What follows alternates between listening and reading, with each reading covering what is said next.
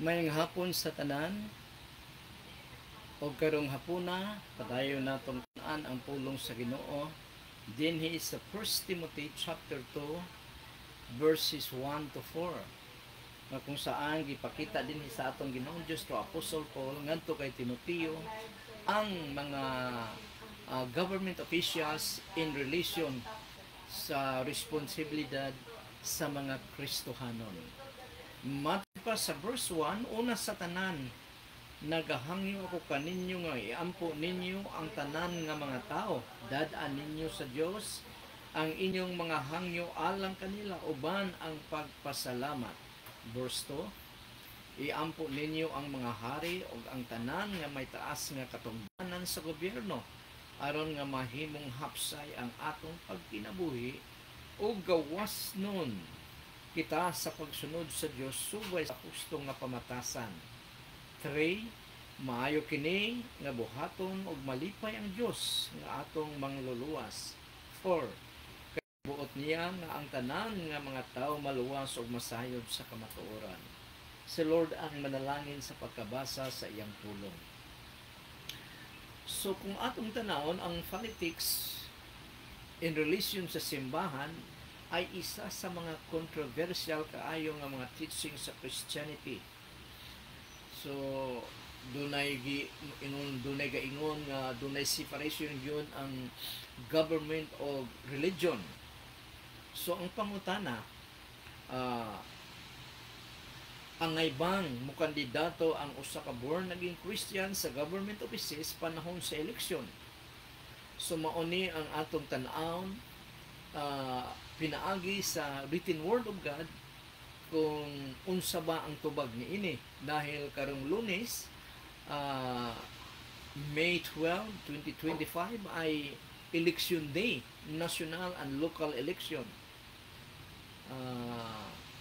Busa mo butargid ang halos tanang mga tao, lakip na ang mga Kristohanon. Kung atong tanawon, ang Ginoo wala kaayo magtudlo niini nga pagtulunan about politics in relation sa mga born again Christians in His written word from the Old Testament down to the New Testament, kay dili niya gusto nga dominahon ang iyang mga katawhan sa ubang hari maliban kaniya lamang. Muna nga kontra sa iyang buot, dili niya kalooban nga magkaroon og tawhanong hari ang iyang katawhan. Pero tungod sa impluwensya sa mga nasod nga nakapaligid kanya, maimpluwensyahan gayud ang mga Israelita o mga Hudyo, imbis nga tagaan niya kung mahitungod sa politics, ay naghatag lang siya requirements sa mga hari nga mapilion niya sa bansang Israel. O dinhi sa Deuteronomy chapter 17 verses 14 to 15 or to 20 ay gihulagway sa atong Ginoong Dios ang requirements nga dapat ang usa ka hari iyang sundon. Sumatod pa dinhi sa verse 14, inigabot ninyo sa yuta nga ihatag kaninyo sa Ginoo nga inyong Dios, mao ni ang yuta sa Israel, ang Kanaan, panag-iyahan ninyo kini og puyo kamo didto. So ilang panag-iyahon, bisan tuod og ihatag na kini sa atong Ginoong Dios kanila, kinahanglan nga ila pang panag-iyahon pinaagi sa pagpahawa sa mga tao nga nagpuyo dito, nga mga kusgan nga mga tao. Gagmay kayo daw sila sa ikumpara na ini mga tawhana. Busa para mapuy-an nila, ila kining abugon, ila kining pildihon pinaagi sa giyera. Verse 15. Unya, verse 14 paghapon. Unya, inigpili na ninyo hari aron mangulo kaninyo sama sa gibuhat sa tanan nasod nga kasikbit kat ninyo, kinahanglan nga maoy inyong piliong hari ang tao nga napilion sa Ginoo. So ang ilang pilion daw ang tao nga pilion sa Ginoo. Murag malisod na dahil paano ba nila mahibal ang kining tawhan na maoy gipili sa Ginoo. So padayon ang word of God sa ingon sa verse verse 7 ba ito? Verse 7 pa ni? Verse 15 di ay. Sa verse 15, kinahanglan nga ang inyong pilion inyo rang kadugo. So, isa sa kaduha nga requirements, dili foreigner ang ilang pilion kung dili parehas kanila nga Israelita. Ayaw gayud kamo pagpili og dili Israelita. So, exclusive yun sa Israelita ang ilang pilion. Israelita ragid ang ilang pilion. Verse 20. Sa iyang pagtuman niini, so concerning sa hari nga mapili. Sa iyang pagtuman niini, dili niya isipon nga labaw siya sa iyang kadugo nga Israelita. O dili niya lapason ang balaod sa bisan unsang paagi. So, dili niya itaas ang iyang kaugalingon labaw pa sa mga Israelita. O ang pulong sa Ginoo dili gid siya mo disobey niini. Kung tumanon niya kini, siya ug ang iyang mga kaliwat mohari gayod og dugay sa Israel. So ang gikuha ko lang dinhi ay ang dili siya magmataas, dili siya maging labaw matod pa dinhi, dili niya ilagay ang iyang kaugalingon, ibutang ang iyang kaugalingon nga labaw siya kaysa uban niyang mga kadugo nga mga Israelita bisan og hari siya. Nga ang pilion gyud sa mga Israelita ay dili estranghero kung dili igsuon nila nga Hudiyo. So munang requirement sa atong Ginoong Dios may tungod sa presidente or hari nga ilang mapili bilang leader sa ilang nasod sa bansang Israel. O kini nga propesiya sa Ginoo na fulfill kini sa 1 Samuel chapter 8 verses 1 to 7. So unang Samuel chapter 8 verses 1 to 7. Si Samuel ang huling propeta sa bansang Israel o pagkahuman niya niini tigulang na siya ay hanadayon nagpili nangayo ang katawan sa bansang Israel ng hari.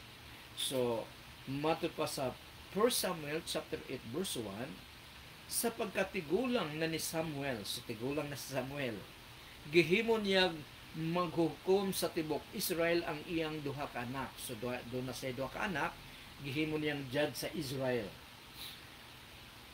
Iyang duha ka anak nga si Joel nga mao ang magulang og si Abiya nga mao ang manghod. Mga maghuhukom sila sa Beersheba.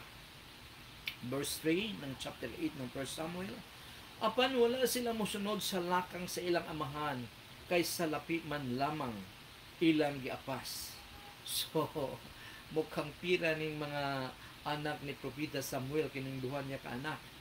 Wala daw sila mosunod sa batasan sa kinabuhi sa ilang amahan nga si Prophet Samuel nganuman dahil mahigugmaon sila sa kwarta sa lapi man lamang ang ilang giapas di ay. Nagpasaborno sila o gituis nila ang hostesya. So muning kadaotan sa usa ka leader o sa mahimong leader sa usa ka nason. Dunay under the table o gituis ang justice tungod sa kwarta. Muning giingon dinhi. Nagpasaborno sila kinsa kining sila ang duha ka anak ni Samuel nga mga judge o gituis nila ang hostesya balaod sa Dios. Verse 4. Usa ka adlaw ni ana nagtigom ang mga kadagkuan sa Israel, so mga leaders sa mga tribe of Israel, sa tribe of Israel. Unya nangadto sila kang Samuel didto sa Rama. O giingnan nila siya, tigulang ka na Samuel. Og ang imong mga anak wala magsunod sa imong mga lakang. Busa pagtudlog hari nga magmando ka namo sama sa gibuhat sa ubang mga nasod. So nakita sa bansang Israel, sa majority sa mga tao sa bansang Israel, labi na sa mga leaders niini, nga ang ilang kasikbit, ilang neighboring country ay merong hari mo nang gisunod na influensyahan sila. Muning propesiya dito sa Deuteronomy chapter 17 nga matod pa dinhi, pagtudlog hari nga magmando ka namo sama sa gibuhat sa ubang nasod, mga nasod. Nakapasubo kang Samuel ang ilang pagpangayog hari, busa nagampo siya sa Dios. Dahil alam ni Samuel kung paano ang kinabuhi nga anaa subject sa usa ka hari maliban sa atong Ginoong Dios. Verse 7. Ang Ginoo miingon kaniya, miingon kang Samuel, tumana ang tanan nga gihangyo sa katawhan kanimo kay dili man ikaw ang ilang gisalikway kung dili ako. Dili sila buot nga ako maoy maghari kanila. So, gimanduan sa atong Ginoong Dios sa pagsunod ni Samuel sa hangyo sa mga tao. So, munang dili gusto sa Ginoo nga dunay maghari. Dunay maghari sa iyang katawhan tungod kay siluso siya nga Dios. Gusto niya nga ang mga tao siya lamang ang sundon, dili ang ubang hari, dahil pag dunay mga history sa kapanahonan ni nga kapanahonan, halimbawa sa Egypt, ang ilang pharaoh o ilang hari ay ang claim sa ilang hari ay sila ay Dios. So muning isa nga gisilusan sa atong Ginoong Dios dahil dili nga gusto nga ang iyang himaya maihatag niya sa uban. Di siya gusto makipag-share sa iyang himaya dahil siluso daw siya nga Dios. Matod pa sa Exodus chapter 20 verses 2 to 5, verse 20, chapter 20 verse 2, ako ang Ginoo nga inyong Dios nga nagkuha kaninyo gikan sa Ehipto diin kamo naulipon. So nagpaila ang atong Ginoong Dios sa bansang Israel nga siya ang nagkuha kanila under the bondage of Egypt, under the slavery of Egypt. Verse 3, ayaw pagsimba og laing Dios gawas kanako. So muning giingon nako ganina nga dili gusto sa atong Ginoong Dios nga i-share ang iyang glory dahil siloso siya nga Dios. O ngayon lamang nga hatagan nato siya sa pagsimba sa tibok natong kasing-kasing, kusog, huna-huna, total devotion ang atong pagsimba sa atong Ginoong Dios. Dahil ang tanan nga aniya kanato nagikan man kaniya. Verse 4, ayaw pagbuhat og Dios o larawan sa bisan unsa dito sa langit o dinhi sa yuta o diha sa tubig nga anaa ilalom sa yuta. So dili gyud magbuhat, bawal ang pagbuhat. So Dios larawan parang mga estatwa o mga larawan nga pagayukbuan bawal gina sa Ginoo.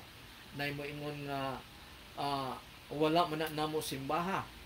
So bisag wala ninyo simbahan dahil ang unang mando sa atong Ginoong Dios ay dili magkaroon, dili magbuhat. Nganong nagdisobey man kamo og nagkaroon man naamay mga estatwa sa inyong kuan mo na nga mali nga mga argumento dahil ang sugo ayaw pagbuhat pero nagkaroon. So muna ang mali nga argumento. Verse 5, ayaw pagyukbo sa bisan unsang Dios. Ang pagluhod ay pagyukbo sa Dios. O pagsimba niini kay ako ang Ginoo nga inyong Dios og abughoan ako. So dinhi makita nato ang atong Ginoong Dios ay abughoan, zealous God, siloso siya nga Dios. Muna nga ang iyang gipangayo sa pagsimba kanato nga simbahon siya with all pagigugma kanya, with all our hearts, our strength, our mind. Napayusa, our soul. So kinatibuk ang yung total devotion ang gustong pangayoon sa atong Ginoong dahil Ginoong Dios dahil siya ang first class God na nag-create kanato. Silutan ko, padayon siya pag-ingon sa atong Ginoong Dios sa verse 5, silutan ko kadtong nagsalikway kanako, lakip ang ilang mga kaliwat hangtod sa ikatulo o ikaupat nga kaliwatan. Ang pagsigba, ang pagkaroon ng Diyos-Diyusan ay pagsalikway sa atong Ginoong Diyos. O silutan daw sa atong Ginoong Diyos ang mga tao, lakip na ang ilang kaapu-apuhan dahil bisan ang ilang kaapu-apuhan ay misunod sa kaugalian sa ilang katigulangan sa pagsimba sa mga Diyos-Diyos. Munang giingon dinhi nga lakip ang ilang mga kaliwat hangtod sa ikatulo ug ikaupat nga kaliwatan, generation, fourth generation, because they are doing what their ancestors, their forefathers are doing, worshiping idols. So parihas kitang tanan sa atubangan sa Ginoo. Only by His mercy and grace kita makaatubang kaniya. Muna nga siluso ang atong Ginoong Dios, muna nga dili niya gusto nga ang iyang katawhan dominahon sa laing hari, gusto nga siya lamang, pero tungod sa kagahi sa ulo sa mga Israelita nga mga yugid silang hari, gihatag kini sa atong Ginoong Dios. Dahil ang atong Ginoong Dios dili siya gustong mamugos sa iyang kaugalingon. Kung unsa ang request pwede niyang ihatag, pero dunay consequence ni ana nga mga butang sa iyang paghatag. Doon na kita'y kanya-kanyang nga gingon ko kanina nga pantay-pantay kita atubangan sa atong Ginoong Dios tungod kay sa kaluoy lamang og sa grasya kita makatindog atubangan sa atong Ginoong Dios. Pero doon na kita'y kanya-kanyang pwesto sa gingharian sa Ginoo. Pero equal kita sa iyang atubangan. Equal kita. Walay labaw, walay ubos. Doon na lang kita'y nagkalaing-laing pwesto. So dunay gibutangan sa atong Ginoong Dios nga binhi ka. So walay pwedeng mag-claim nga siya ray pamapian or duol sa Ginoo, kay ang ingon ni ana nga claim ay spiritual pride atubangan sa atong Ginoong Dios. Matod pa sa 1 Peter chapter 2 verse 9, mao niyang giingon, apan kamo mga pinili, mga pari sa hari. Kinsa ang giingnan dinhi ang mga Kristohanon sa Asia Minor through Apostle Peter. Kamo mga pinili, mga pari sa hari ug mga katawhan sa Dios, nahimo kamong iya aron magmantala sa iyang kahibulungan nga mga binuhatan. Siya ang nagtawag kaninyo gikan sa kangitngit ngadto sa iyang kahibulungan nga kahayag. So equal ang atong kahimtang atubangan sa atong Ginoong Dios. Equal kita. Mag-differ lang niini kung sa atong pagpamuhat, pag-serve kaniya, depende sa atong motibo o depende sa atong kakayahan. Pero by grace lamang o by His mercy lamang, makaatubang kita sa atong Ginoong Dios. Dinhi sa New Testament, silent ang Ginoo concerning sa government politics. So kung makita nato nga daghang mga even pastors na gusto nilang gaduol sila sa mga politiko dahil para mahimong kaibigan nila ang mga politiko. Influencing politicians so that they can be useful mahitungod sa advancement sa Christianity. Jesus and the apostles never encourage it. Wala kini encourage sa atong Ginoong Dios, atong Ginoong Hesus, bisan ang iyang mga apostoles wala mo encourage niini nga duol kamo sa mga politician anang i-win targeton ginin yung mga politician nga na may katungdanan para mahimong advance, dali ra mo advance ang gingharian sa atong Ginoong Dios, daghan mo convert to Christianity. Manang akong gingon din nga influencing politicians so that they can be useful may tungod sa advancement sa Christianity. Ang atong Ginoong Dios ug ang iyang apostles wala mo encourage niini. Unsa ba ang gisugo sa Ginoo kanatong iyang katawhan? Sa mga existing government officials, matod pa sa atong gibasa kanina sa atong text, bring them to prayer ngadto sa Ginoo. 1 Timothy chapter 2 verses 1 to 2. Matod pa dinhi, balikon ko ang pagbasa. Una sa tanan, nagahangyo ako kaninyo nga iampo ninyo ang tanang mga tao. Unang-una, tanang mga tao. Wala malimitahi ang atong dapat nga iampo. Dili sa mga Kristohanon lamang, kung dili sa tanang mga tao. Dad-a ninyo sa Dios ang inyong mga hangyo alang kanila, uban ang pagpasalamat.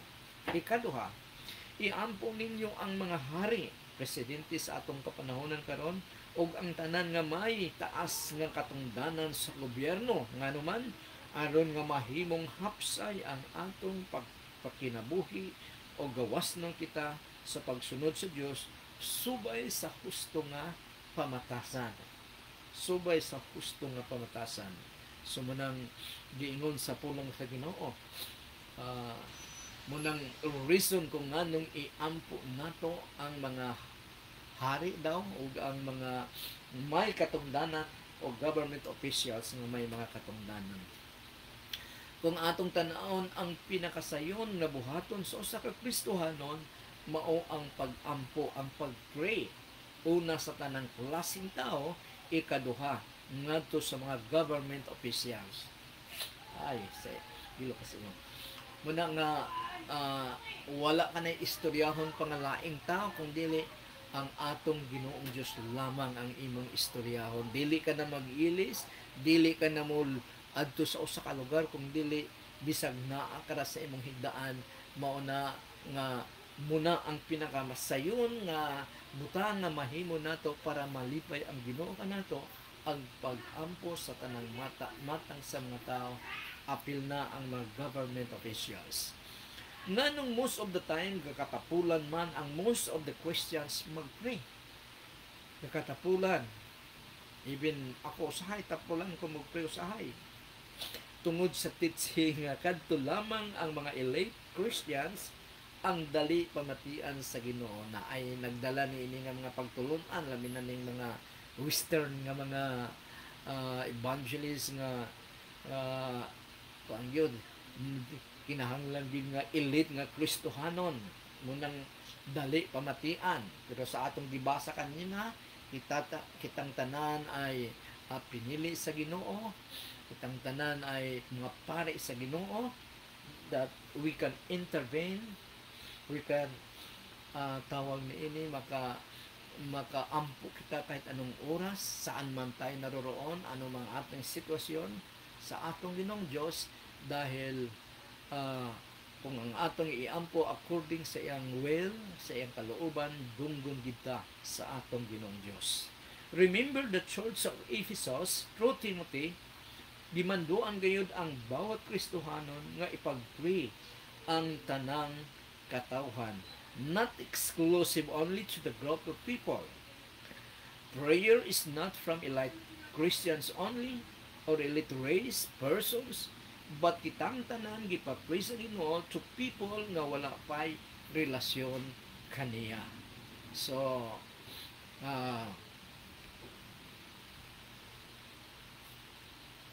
sayon nga buhaton ang pag-ampo, pero dili lami mag-ampo dahil kadalasan wala tay makita nga kuan dayon, epekto dayon, kundi depende sa Ginoo nga ihatag ba niya according sa atong gipangayo ang atong ginaampo. Wala kitay mabasa sa written word of God nga mosulod sa politics ang usa ka Kristohanon para mas mo advance pa ang kingdom of God. Prayer to them ang gisugo sa atong Ginoong Dios. Iampo ang naa sa katungdanan. Ang mga politiko iampo kana. Dili ta magpakuan. Pero naamay gyud Kristohanon nga gusto mo appeal sa politics, wala usab kini gibawal sa Ginoo. Wala usab gibawal sa Ginoo. Only he is silent concerning niining mga butanga. O kung nagyoy tinuod nga Kristohanon mapapili sa eleksyon, naara sa ato kung buhaton abutuhan nato sila. Kinahanglang ipairal nato ang gugma. Love is the demonstration sa gingarian sa Dios, not force. Dili kay pwede tang i-persuade pero dili ta pwedeng pugson nga sila gid atong butuhan. Nganong ipag-pray man nato sila ngadto sa Ginoo para hapsay nga atong gibasa kanina sa 2 Timothy chapter 2 verse 2, para hapsay ang kinabuhi ug wala kaayoy babag sa pagsunod nato sa kabubuton sa Ginoo. Muning sa verse 2, iampo ninyo ang mga hari ug ang tanan nga may taas nga katungdanan sa gobyerno aron nga mahimong hapsay ang atong pagkinabuhi ug gawas ng kita sa pagsunod sa Dios subay sa husto nga pamatasan. Subay sa husto nga pamatasan. Prayer is the best nga mabuhat sa usa ka Kristohanon sa mga politiko o mga government officials. Influensyahan nato sila sa atong mga pag-ampo para hikapon sila sa Ginoo og dili kita magpaitoy-itoy ngadto kanila. Kang tan-aw noon sa mga Kristohanon murag nay mga servants of God nga moduol sa mga government officials nga mangayo na dahil donation o sa banak na diya magpaitoy-itoy mukhang pira na noon ang servant sa Ginoo.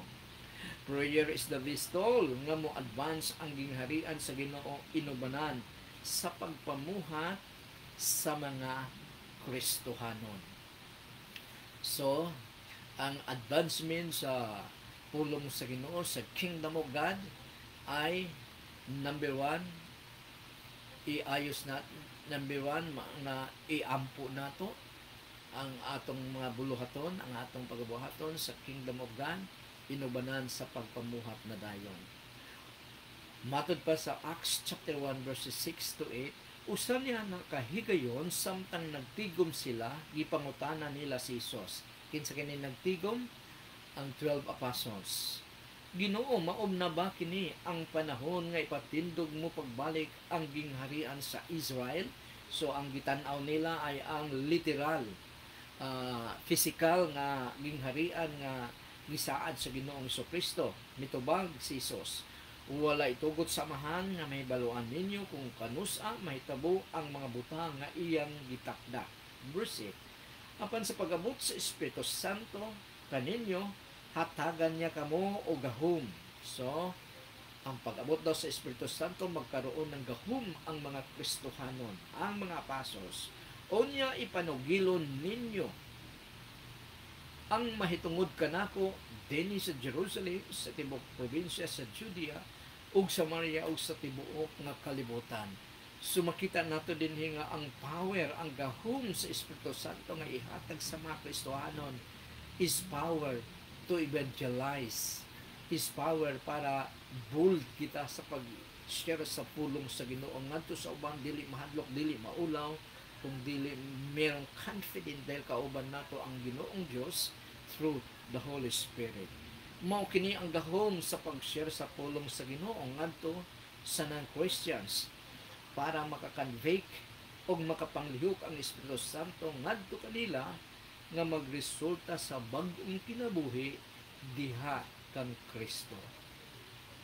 Nganong ipag-pray manato sila ngadto sa Ginoo. Number 2, tungod kay ikalipay kini sa Ginoo nga ang desire maluwas, ang desire sa atong Ginoong Dios nga maluwas ang tanang mga tao. So muning desire sa atong Ginoong Dios maluwas ang tanang mga tao. Matod pa sa verses 3 to 4 ng 1 Timothy chapter 2 verse 3. Maayo kini nga buhaton og malipay ang Dios nga atong manluluwas. Kay buot niya nga ang tanan nga mga tao maluwas og masayod sa kamatuoran. So muning desire sa atong Ginoong Dios nga ang tanang mga tao makahibalo sa iyang pulong og maluwas sila. Masayod sa kamatuoran og maluwas ang ilang kalag ngadto sa kalayo sa impyerno ug makauban niya sa iyang lugar nga giandam para sa mga matinud-anong Kristohanon. Gusto sa Ginoo nga maluwas og makasabot sa kamatuoran ang tanang tao ug makauban niya sa lugar nga iyang giandam. Pero dili tanang tao ang maluwas kay do naman kitay freedom to believe and don't believe sa Ginoong Hesus. Kay ang maluwas kadto lamang ang motuo sa atong Ginoong Hesukristo. Matod pa sa Acts chapter 4 verse 12, wala nay laing pa sa tibuok kalibutan ang nga makaluwas kanato kung dili si Jesus lamang. Dili ang religion, dili ang imong pagka maayong mamuhat, buutan kayo kung dili tungod sa gibuhat ni Jesus Christ sa krus ng Kalbaryo, kung tungod ni ana tunguhan mo siya ug buhaton ang gusto niya through His written word. Maluwas ang mga tao dili sa influence sa mga politicians, kung dili pinaagi sa kamatuoran nga anaa sa Bible nga atong i-share ngadto kanila. Pakatandaan gyud nato nga dili kita or kinsa mang tao ang makatransform sa usa ka kinabuhi kung dili ang Espiritu Santo ra gyud.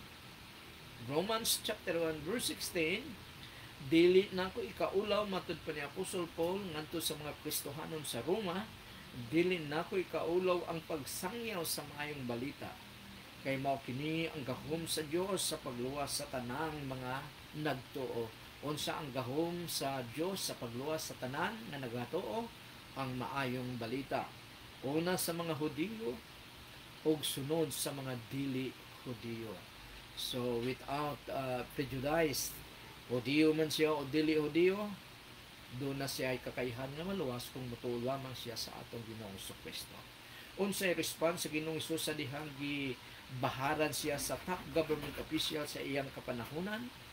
He told King Herodes nga untouchable siya until he finishes work.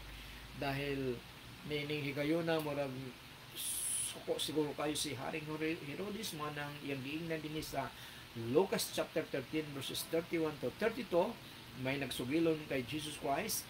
Niadtong panahon na may mga Pariseo nga miduol kang Hesus og miingon, kinahanglan nga mopahawa ka na dinhi tungod kay gusto ni Herodes nga patyon ka. Apan gitubag sila ni Hesus, lakaw, sultihin ninyo ka ng limbungan nga Herodes nga nag-abog ako sa mga daotang espiritu o nag-ayon sa mga masakiton, karon hangtod ugma og sa ikatulog nga adlaw mahuman ko na ang akong trabaho. So ang tan-aw sa atong Ginoong Kristo kay Herodes ay limbungan, og ang tumoy sa iyang giingon, og sa ikatulog nga adlaw mahuman ko na ang akong trabaho. So Jesus Christ is untouchable bisag kinsa pa until he finishes work. So muna in reference sa mga Kristohanon nga samtang dili pa mahuman ang atong trabaho, dili pa gid ta kuhaon sa Ginoo. There is a saying nga nagingon, ang tingog sa majority sa mga tao mausab ang tingog sa Dios. I would disagree ni ini nga saying. I do believe nga ang tingog sa Ginoo mausab dapat ang tingog sa tanang tao, dili vice versa. Unsa ang gusto sa Ginoo dapat yon ang masunod. Romans chapter 13 verses 1 to 2, let every person be subject. Matud pa ni Apostol Paul sa mga Kristohanon sa Roma, let every person be subject to the governing authorities. Magpasakop sila sa otoridad sa gobyerno. For there is no authority except from God. Walay otoridad maliban, and those that exist have been instituted by God. Ang tanan daw nga anaa nag-exist sa panggobyerno ay ang nagbuhat niya na ang atong Ginoong Dios. Ang source niya na ang atong Ginoong Dios. Therefore, who resists the authorities resist what God has appointed, and those who resist will incur judgment.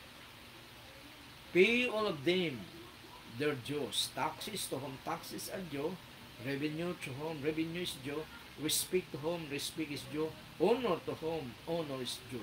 So makita nato din nga even taxes sa gobyerno ay gi-encourage sa atong Ginoong Dios nga bayaran nato. Lahi ang taxes, lahi ang tithes, bayaran nato. So muni nga tanang panggobyerno ay nag-exist na tungod sa atong Ginoong Dios. Ang source ang atong Ginoong Dios. Gitugot niya nga mag-exist ka na nga klase nga gobyerno tungod kay gitugot man niya. Wala kita makahibalo kung kinsay padaugon sa Ginoo sa government offices o silent usab siya concerning sa government politics. Therefore, sundo nato ang iyang gingon, ipag-pray na lang nato sila kay mauman kini ang klaro nga gisugo sa Ginoo kanatong mga Kristohanon. Pray the government officials. Pray kadtong naglangsad magpailik nga government officials sa government officials. Pero kung dunay mudagan sa nga politiko nga born again Christians, suportahan nato following the requirements nga giingon sa Ginoo nga ang dapat natong pilion kadtong atong igsuon, dili foreigner. So pwedeng i-convert nato sa Christianity nga pwede igsuon nato sa pagtuo. Pero kung doon ay modagan sa politika, nga born again Christian, suportahan nato siya. Pero kung bakakon o walay baruganan nga born again, kay napamatud-an na nato kini sa una niyang pagpapili na kamuna ang bahala. Kay bakakon man siya nga born again, wala niya tumana ang iyang saad. Muna nga dinhi atong makita, atong nakita nga ang pangutana nga usa ka born again Christians ang aybang magpapili, pinilian, magpailik bilang government officials. Silent ang atong Ginoong Dios ni ana ug ang iyang gisugo pa nato, iampo lang nato ang mga government officials. Dahil wala sa impluensya sa naa sa posisyon sa gobyerno ang pag-advance sa gingharian sa Dios kung dili naa sa mga Kristohanon nga unang-unay lang buhaton iampo ang tanang tao, labi na gyud ang mga government officials. Pero kung naay mo pa pili nga born again Christians, wala ibawal usab kini sa Ginoo ug dapat suportahan kini nato kay parehas man nato siya og pagtuo. Og dinhi ra kita kutob sa atong gitalakay karon about politics and the responsibilities of the Christians in God's kingdom. So, salamat sa tanang nananaw, makatan-aw pa niini nga pagtulunan sa Facebook ug sa YouTube sa akong personal channel. Ang Ginoo ang manalangin kaninyong tanan. Mag-ampo kita. Lord God, salamat kay Ginoo sa katatapos namong tuon sa imong pulong sa 1 Timothy chapter 2 verses 1 to 4 concerning sa mga government officials, O Lord God, ug unsa ang among responsibilidad may tungod kanila. Ug salamat to sa Ginoo nga even you are silent concerning sa politics, Panginoon, but you declare, Panginoon, the requirements, Panginoon, sa mga government officials, O Lord God, nga mailik, Panginoon, diha sa government offices, O Lord God. Salamat kay Ginoo og panalangin ni Ginoo ang tanan nga nakatan-aw ug matan-aw pa Ginoo nini nga pangtulon-an Amahan. Salamat o Dios. Bless them, O Lord God, beyond expectation, Panginoon. And the Lord bless you and keep you. The Lord make His face shine upon you and be gracious to you. The Lord lift up His countenance upon you and give you peace. O ang tanang mga anak sa Diyos magaingong. Amen. Amen and amen. Maayong hapon sa tanan.